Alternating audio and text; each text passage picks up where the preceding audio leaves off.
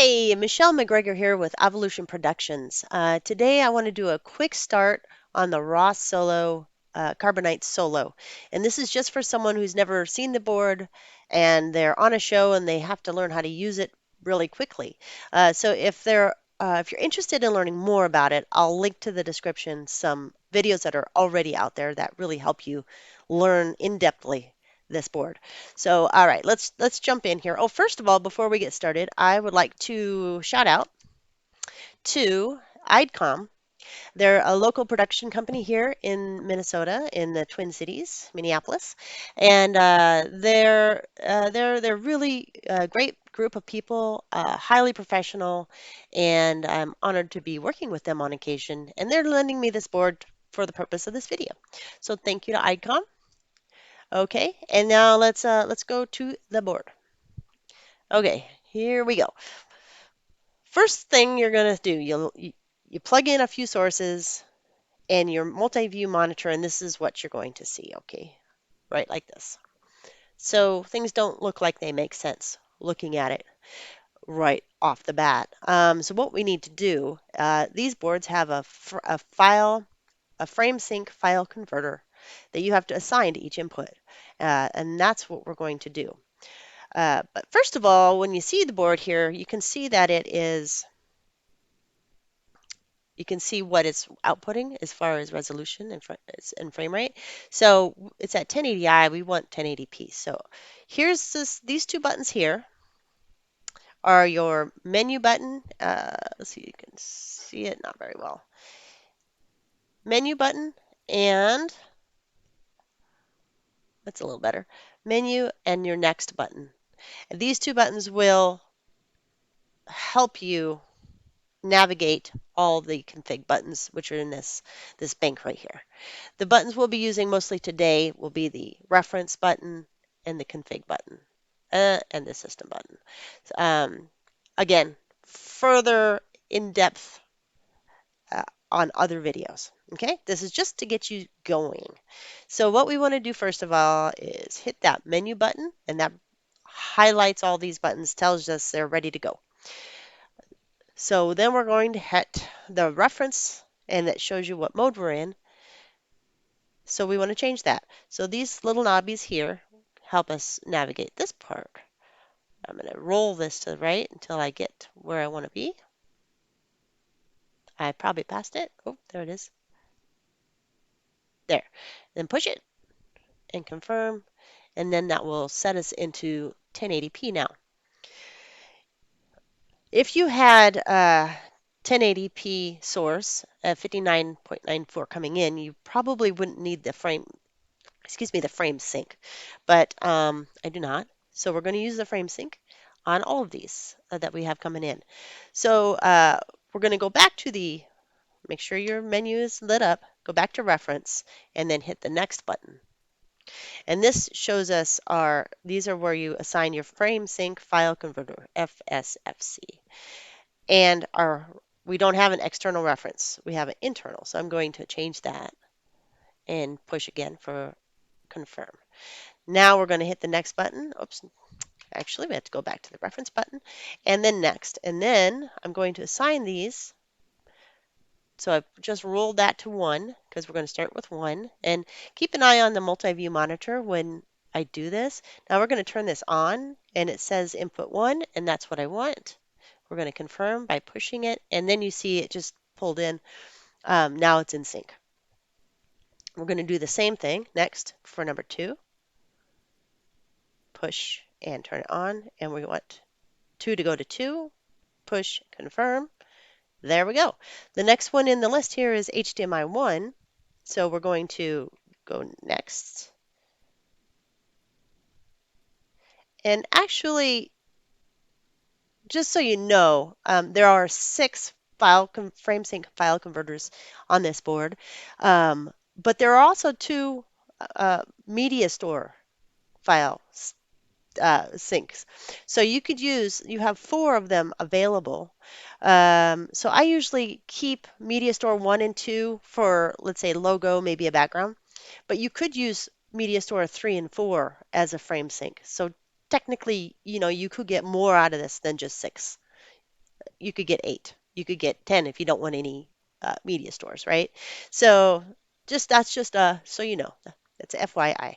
But number 3, we're going to assign to HDMI 1. There we go. Okay, and then it'll sync up. There we go.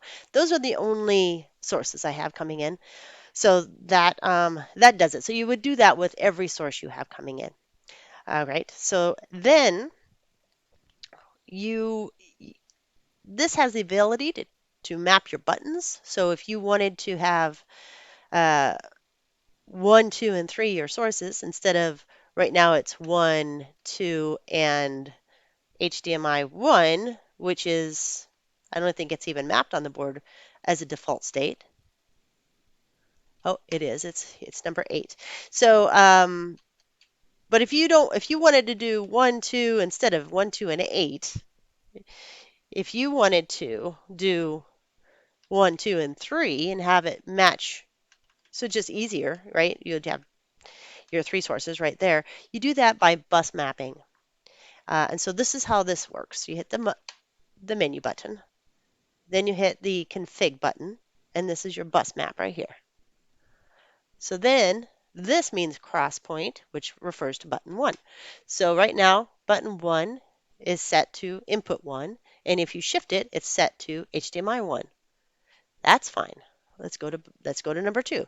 Number 2 is set to input 2, which is great, and HDMI 2 on the shift. Okay, great. What's 3? 3 is set to input 3. Well, my next input is actually HDMI 1. So that's what I want. And then it's shift HDMI 3. So that's all fine. So we'll just leave that like so. And now you can go here, and so now I have button 1, button 2, and button 3 is now HDMI 1. Okay. You can also go in and change your multi-view monitor so it matches. So I'll just show you quickly how that goes. Back to the menu button, and it's the system button this time. And if you look here, it goes to multi-view. It's the first one. So you can click in here. You can change your layout if you like. Then you just hit the next button. There's lots of things you can change, and I'm not going into that here. But again, there's lots of YouTube videos for that, and I'll link them in the description. So you go until it shows that it says multi-view 1 to 1. And what this is your first box. So your first box is preview. Great, that's what we want. And then we switch this to 2. The second box is program. Great. Third box is input 1. Yes. Fourth box is input 2. Great. Fifth box, I want it to be HDMI 1. There, and you see it just changed. So that is how you change your multi-view to match your bus maps. And I think that now you can see your sources. You put syncs on the ones you need to, and you've learned how to map your keys and your multi-view to match that. Let's real quick before we're done, let's do the output config. So we want to go to config, menu button config. Oh, I'm sorry, that is incorrect. Menu button system. There we are. Output config. And now you can set your outputs here. So if you have multiple outputs, if you want to do screen split left and right, so you want to do maybe auxes for that, or you can do screens program and then you have a couple downstage monitors, this is where you do that. So output 1 currently is set to program. Output 2 is currently set to aux 1, which is great. And if you were to use it like that, you would have, here's your aux button, so you'd push that, and then you would hit whatever source here, and these correlate to the sources. They're the same, right? So if you wanted aux 1 to go to your standby guy, That's what it would be sending right now, whatever you have on one, right? So if you wanted to use aux2, you just push this little button, and now you're in aux2, and then you push whatever source you want to send it.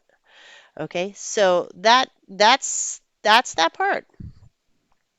So you just go down the list and with your outputs and whatever outputs you need, that is how you assign them. And I think that's going to wrap it up for this very fast overview on how to just get this thing up and running. Um, and hopefully this helps. And good luck and have a great show.